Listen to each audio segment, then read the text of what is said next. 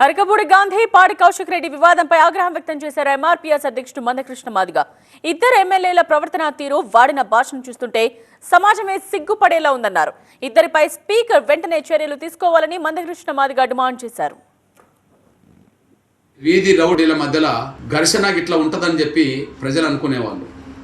కానీ ఇవాళ ఘర్షణ ఎలా ఉంటుందో ఎమ్మెల్యేలను చూసి నేర్చుకునే పరిస్థితి. వీధి రౌడీల మధ్యలో జరిగే ఘర్షణను మర్చిపోయే పరిస్థితి వచ్చింది.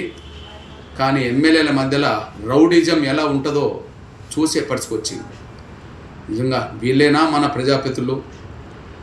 వీరి ప్రవర్తన, వీళ్ళ మాటలు ప్రజలకు ఏం సంకేతం పంపినట్టు?